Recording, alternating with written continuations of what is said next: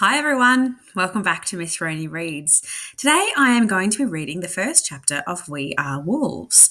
This is a novel by Katrina Nannestad. I know that there are going to be people interested in this one, so I hope you enjoy it. Let's read the blurb first. Sometimes it's good to be wild. Sometimes you have to be wild. When the Russian army marches into East Prussia at the end of the war, the Wolf family must flee. Liesel, Otto, and their baby sister Mia find themselves lost and alone in a blizzard in the middle of a war zone. Liesel has promised Mama that she will keep her brother and sister safe. But sometimes, to survive, you have to do bad things, dangerous things, wild things. Sometimes to survive, you must become a wolf. Sounds good, doesn't it? Let's begin. Proud Wolves. Chapter 1. Hitler is a toad! Our entire household has gathered in the parlour for this big moment. Mama, Papa, Omar, Oppa, Otto, Mia and me, and Otto has decided to go wild. Hitler is a toad! He yells again. Mama rushes forward and clamps her hand over Otto's mouth, but Otto pushes it away and shouts even louder. Hitler is a toad! A big fat toad with warts all over! Now Mama clamps her hand over her own mouth. Papa stands in the middle of us all, dressed in his uniform. He is still Papa, but now he is also Soldier Enrich Wolf. He has been called up to serve in the German army, and it is more than Otto can bear. It is more than any of us can bear, but Otto is only 7 and he doesn't understand that we must make sacrifices. For Germany, for our beloved leader, Herr Hitler, and he doesn't know how to hold the anger, the sadness and the fear inside. Hitler is a toad, he shouts once more. Papa drops his rucksack. Otto, he snaps, you must not curse Hitler, ever. It's dangerous, hisses Mama. Terribly dangerous, whispers Omar. And wrong, I add. We love Hitler. Papa frowns. Mama's hand slips from her mouth to her chest. Oppa snorts. Oppa seems to be snorting more and more these days. Perhaps he has a cold that just won't go away.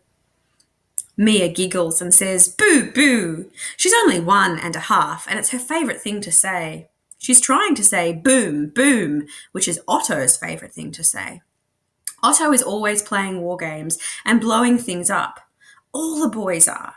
Otto loves war and battles and tanks and planes and soldiers. But not at this moment. Not when it's our own Papa who is becoming a soldier and being sent away from home. Otto puts his hands on his hips and glares at us all. If Hitler is so great, why is his photo turned toward the wall? I look over to where Herr Hitler hangs above the dining table. Otto is right. Our beloved leader is facing the wallpaper. He should be looking into our parlour, shining his goodness and love upon us all, just as he does in every other family's parlour. But he's not. He's facing the wall. Who would do such a thing?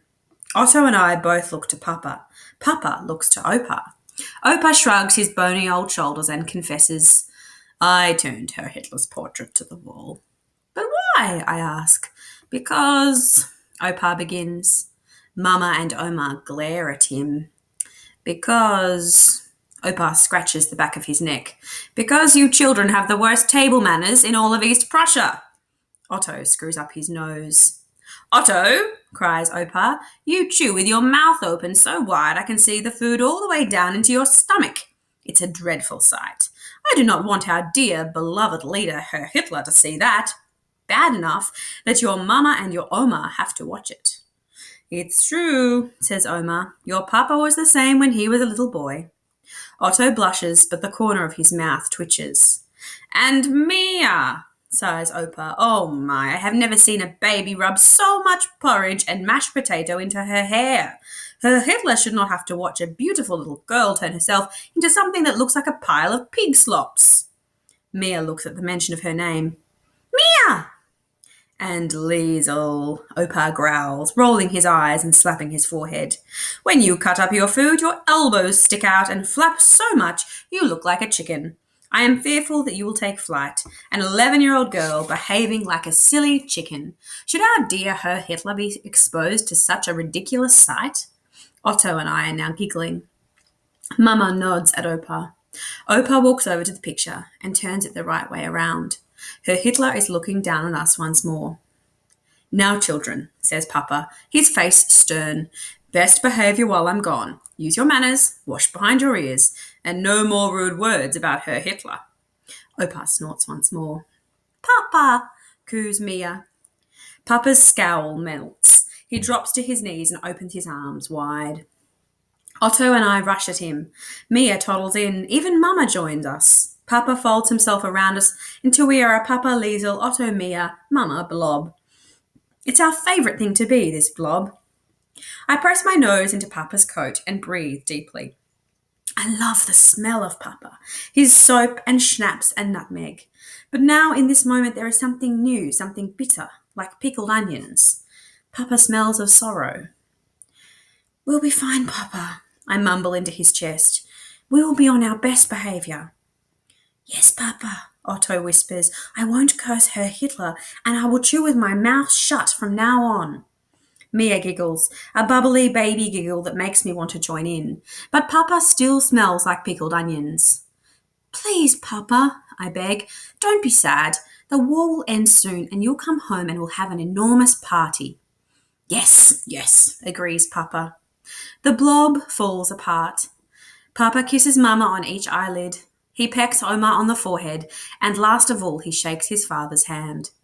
Oppa must feel like that isn't enough because he reels Papa in by his arm until they are hugging, pressing their cheeks together, their tears mingling. And then Papa is gone. Otto and I run to the window and slip behind the curtains. We lean on the windowsill and watch as Papa walks away down the street. His newly cut hair bristles at the back of his soldier's cap. His right foot drags behind him, catching on the cobblestones. It's because of his bad leg, the one which was squashed beneath a horse when he was just a boy, the one that has stopped him from being a soldier, until now, October 1944. So many years into the war. Otto leans against me like he always does when he's sad. I wrap my arms around him and squeeze him into my side. We watch as Papa stops in the middle of the street. He is joined by the others from our village who have been called up, at last, to serve as soldiers in the glorious German army. There is Herr Wagner, who has 3 fingers missing, Herr Schmidt, who has a glass eye, and Jacob from 3 doors down. Jacob's uniform is too big. It has been made for a man, but Jacob is a skinny 16-year-old boy. He looks like a scarecrow with his sleeves flapping down over his fingertips. 4 new soldiers, I say. No, 5, shouts Otto. Look, Hitler even wants Herr Beck in his army. Otto turns to me, his blue eyes wide.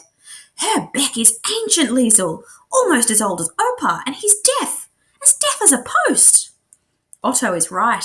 Herr Beck is a clockmaker, and I expect all that time ticking and chiming has worn out his eardrums. The other day I called hello as I passed his shop, and he replied, Yes, business is slow these days.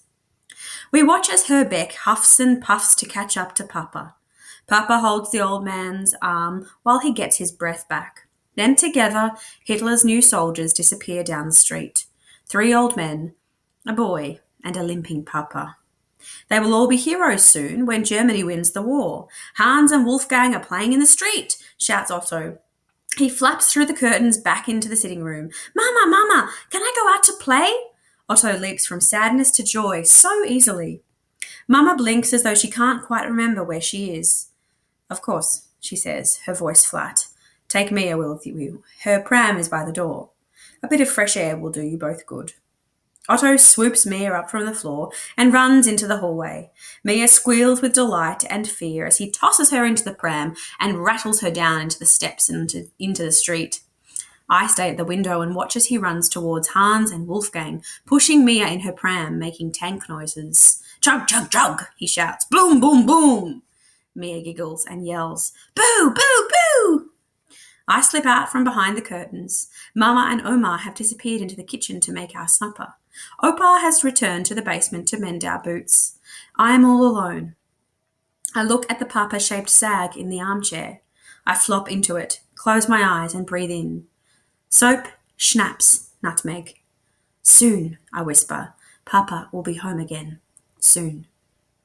That brings us to the end of chapter 1. I do hope you enjoyed. We are wolves. We have a copy in our school library. If you'd like to keep reading, let me know. We'll organise to get it to you and you can read it and then talk to me about it. Thanks very much for listening. I'll see you next time.